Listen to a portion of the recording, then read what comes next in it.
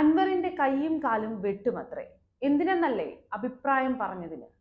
മുഖ്യമന്ത്രി പിണറായി വിജയൻ PV അൻവറിനെ ഭയമാണെന്നാണ് പ്രതിപക്ഷ നേതാവ് VD സതീശൻ പറയുന്നത്. 25 ദിവസമായി അൻവർ മുഖ്യമന്ത്രിയെ വെല്ലുവിളിക്കുന്നു.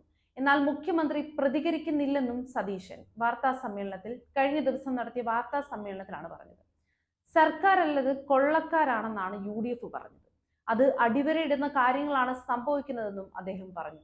മുഖ്യമന്ത്രിയുടെ ഓഫീസിൽ പ്രവർത്തിക്കുന്ന ഉപജാപ സംഘമാണ് പോലീസിനെ നിയന്ത്രിക്കുന്നത്. ADGP അജിത് കുമാർ മുഖ്യമന്ത്രിയുടെ ദൂതനായാണ് RSS നേതാക്കളെ കണ്ടത്. കേരളത്തിലെ സ്വർണ്ണക്കടത്ത് സംഘങ്ങൾ, സ്വർണം പൊട്ടിക്കൽ സംഘങ്ങൾ, ലഹരി മരുന്ന് സംഘങ്ങൾ എന്നിവർക്കെല്ലാം രാഷ്ട്രീയ രക്ഷകർത്തം നൽകുന്നത് മുഖ്യമന്ത്രിയുടെ ഓഫീസാണെന്ന് പ്രതിപക്ഷം നിയമസഭയിൽ പറഞ്ഞതാണ്.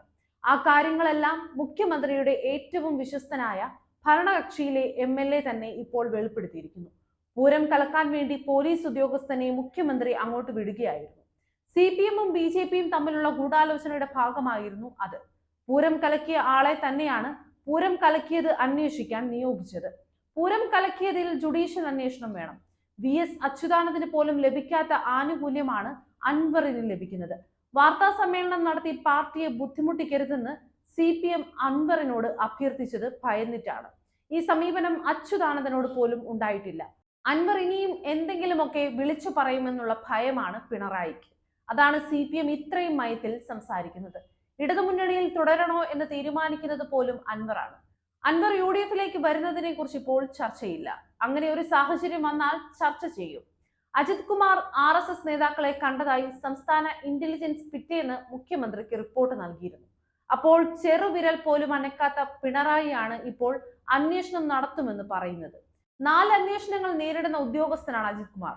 എന്നിട്ടും അദ്ദേഹം ആ കസേരയിൽ തുടരുകയാണ്. തനിക്കെതിരെ 150 കോടി രൂപയുടെ ആരോപണം അൻവറിനെ കൊണ്ട് മുഖ്യമന്ത്രിയാണ് ഉന്നയിപ്പിച്ചത്. അത് കേട്ട് മന്ത്രിമാർ പോലും അന്ന് ചിരിച്ചു. അൻവറിനെ കൊണ്ട് ഇപ്പോൾ ആരോപണം ഉന്നയിക്കുന്നതിന് പിന്നിൽ ആരാണെന്ന് CPM-നുള്ളിൽ തന്നെ അന്വേഷിക്കണം. മുഖ്യമന്ത്രി രാജിവെക്കണമെന്ന ആവശ്യവുമായി UDF തെരുവിലിറങ്ങും. സംസ്ഥാന വ്യാപകമായി പ്രതിഷേധം സംഘടിപ്പിക്കും. 8-ാം തീയതി സെക്രട്ടേറിയറ്റിന് മുന്നിലും ജില്ലാ ആസ്ഥാനങ്ങളിലും പ്രതിഷേധം നടത്തുമെന്നും സതീശൻ പറഞ്ഞു.